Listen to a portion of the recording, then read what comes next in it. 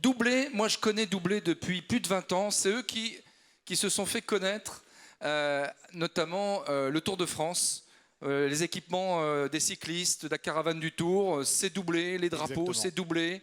Donc on voit quelques images. Donc une entreprise lilloise, c'est ça d'origine ? Entreprise, groupe familial lillois d'origine, plus que centenaire. C'est une entreprise qui a été créée à la fin du 19e siècle. Une entreprise qui a su se réinventer, puisque le métier d'origine, c'était quand même tout ce qui était ornement religieux pour les églises. Et on est vraiment sur une réinvention permanente dans ce groupe, avec 3 activités majeures dans nos ateliers, qui sont dans le nord de la France. L'atelier textile, l'atelier impression numérique et l'atelier mécano-soudure, qui vont nous permettre de créer nos propres structures et les habiller avec ce que l'on imprime ensuite et de faire vraiment des solutions sur mesure pour nos clients. Donc voilà les clients, donc on voit un certain nombre d'enseignes, Noroto par exemple, concurrent de Speedy, Optique 2000, concurrent de Lynx Optique.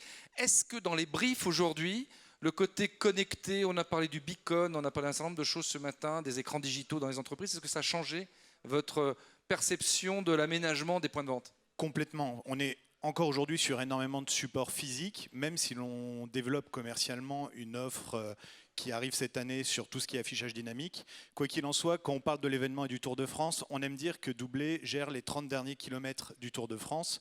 Aujourd'hui, on en sait beaucoup plus sur le parcours consommateur. Notre objectif, pour le garder dans l'univers, c'est de gérer du magasin Internet jusqu'au magasin physique et à l'acte d'achat, toute la visibilité et conserver cette cohérence d'univers dans lequel on veut avoir le consommateur dans son enseigne. Alors, quelques exemples de réalisation, ça c'était pour qui ? Alors là, on est sur Terre et Eau. J'aimais bien cette illustration car elle représente vraiment l'aménagement du sol au plafond que l'on peut avoir dans les points de vente. Et on est vraiment à même, là on est sur des outils assez classiques, mais d'avoir un développement à la charte de l'enseigne et quelque chose de vraiment sur mesure, que ce soit dans l'habillage du magasin, du mobilier, des linéaires. Alors Grégoire, chez Lynx Optique, c'est vrai que créer un magasin connecté avec des campagnes digitales, il faut que le magasin, quand le consommateur final va se déplacer, il puisse retrouver la même cohérence entre les messages qui sont sur le net et puis le point de vente physique. Oui, c'est sûr que c'est important, mais comme dans tous les points de vente, il faut savoir sélectionner les messages. C'est-à-dire que on peut pas. Le net a un avantage, c'est qu'on peut envoyer plusieurs messages, communiquer plusieurs choses au même moment. Ça paraît organisé. Dans un point de vente, pour qu'un message sorte du point de vente, il faut être plus mono-message. Alors Grégoire, on continue pour Castorama. Qu'est-ce qu'était l'intérêt de l'opération ? Alors là, on est vraiment dans un exemple typique de notre cœur de métier. Là, on est sur le magasin flagship de Castorama Antibes qui a totalement renouvelé sa charte, sa signalétique et ils ont fait appel à nous pour avoir une totale cohérence entre leur communication Internet qui apporte énormément d'éléments et de conseils et de différenciation aux clients et leur communication en magasin, histoire de garder vraiment le client toujours dans ce même univers du début jusqu'à l'acte d'achat. Renault. Là, sur Renault, c'est plus l'exemple en lui-même. Là, on est sur de l'événementiel. On va avoir de plus en plus également des boutiques pure player Internet qui, pourquoi pas, vont avoir besoin de créer un pop-up store à l'image du site et recréer cet univers dans un environnement physique pour le client. Là, on est dans un exemple qui s'en rapproche avec Renault où on est vraiment dans une approche vraiment showroom, événementielle, où là, on crée encore du lien avec le client et quelque chose d'un peu nouveau. Alors, c'est intéressant. Ça, c'est pour Urbic.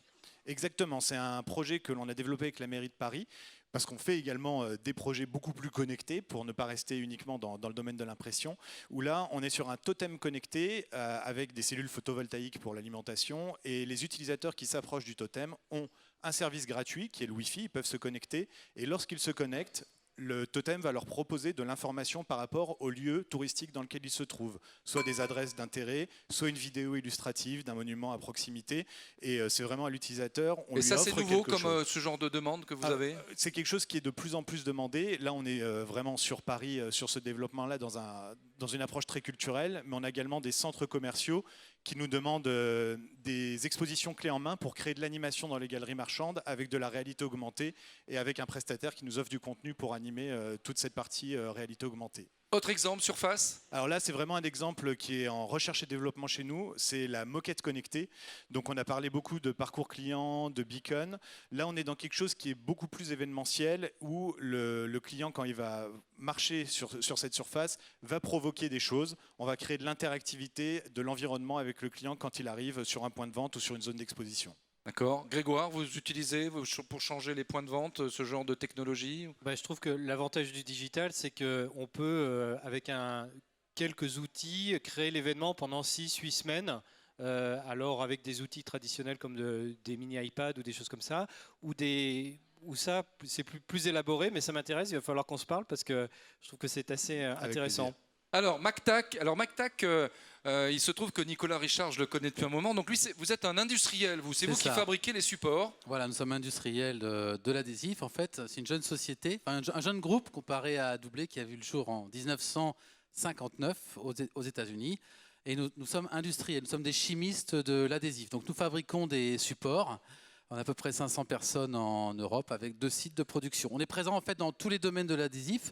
Tous les jours, vous êtes en contact quasiment avec un produit MacTac, que ce soit dans le domaine de la communication visuelle, de l'aménagement de points de vente, de l'aménagement de bureaux, la location de véhicules.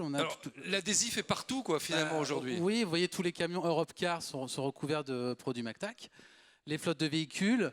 En bas, à gauche, on est au siège social de Microsoft, où toute la signalétique et la décoration d'intérieur du siège social a été faite avec nos produits. Juste au-dessus, il y a la bibliothèque François Mitterrand, qui avait été recouverte avec un des personnages pour la semaine du livre de la jeunesse. Si on parle d'aspects beaucoup plus, on va dire, industriels, on est de plus en plus présent dans le domaine du nautisme, puisque les produits adhésifs ont énormément évolué. Et aujourd'hui, on est capable de recouvrir des bateaux, évidemment des trains. Les métros et RER sont recouverts, des cathédrales, des musées, avec des produits à la fois ultra conformables, éphémères ou durables. Alors, ce qui est intéressant, c'est qu'aujourd'hui, ces adhésifs, n'importe qui peut les poser. Avant, il fallait des spécialistes. Aujourd'hui, un chef de rayon peut le faire lui-même. Oui, on a lancé des produits MacDot, on les verra à la fin de cette présentation, où n'importe qui aujourd'hui va pouvoir déployer, alors pas en grande surface, là, il va falloir évidemment pour des grandes surfaces faire appel à des réseaux de poseurs, mais en tout cas pour des communications qui doivent se renouveler tous les 15 jours, à l'occasion d'une Pâques, de la Saint-Valentin, de Noël, etc. Enfin, il y a toujours un événement qui justifie de pouvoir renouveler sa vitrine et donc d'utiliser des produits faciles. Deux mots sur cette campagne-là. Oui, ça c'est intéressant parce que c'est très frais, ça a été posé il y a quelques semaines. Le top départ, c'est dans 2 jours, c'est la grande roue, place de la Concorde, qui a été décorée avec nos produits. Donc chaque cabine représente un pays. Et on voit ici que l'adhésif peut recouvrir n'importe quel type de support. Et on va aller encore plus loin, et vous le verrez tout à l'heure dans la partie innovation. Alors d'autres exemples avec Galeries Lafayette. Donc là, c'est des campagnes qu'on va avoir sur le web. Et qu'est-ce qu'on va trouver sur le point de vente?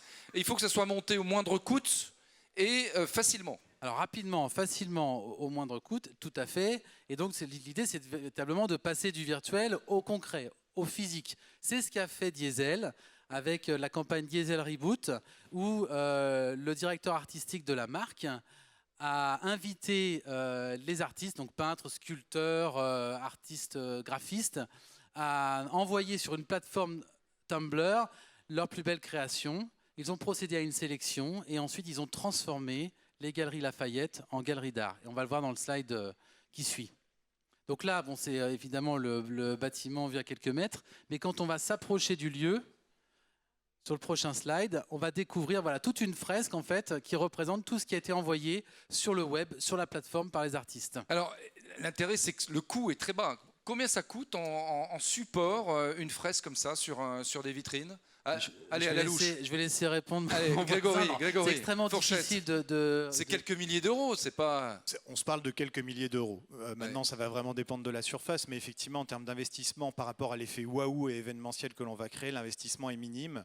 Et ça peut être aussi un événementiel... comme le disait Nicolas, où on peut impliquer le client qui va participer en publiant sa propre photo, sa propre création, et l'avoir ensuite affichée dans une fresque totale. J'ajouterais que justement c'est très rapide parce qu'on a des produits de technologie de pose facile, et que donc ça a été déployé la nuit en fait. Donc le matin, le magasin était recouvert, Et l'intérêt était double puisque pendant que la fresque était présente, eh ben, les clients ont pu, enfin le magasin a pu préparer sa campagne de Noël. Grégoire, ça, ce qui est intéressant, c'est qu'on parle d'agilité, d'entreprise agile. On voit une campagne sur le web, le lendemain, les vitrines du magasin sont aménagées autrement. C'est extrêmement contemporain, agile et efficace leur système, ces nouveaux supports. Oui, c'est assez génial parce que c'est tout l'esprit du web retranscrit dans un point de vue, dans un point de vente physique. Et ça, c'est en effet possible grâce aux nouveaux matériaux. Et ce qui montre bien la complémentarité à terme du digital et du point de vente. Alors, un point que j'aimerais que tu l'expliques, c'est la Poste, par exemple. Donc, il y a un petit film, c'est très malin. C'est encore plus malin.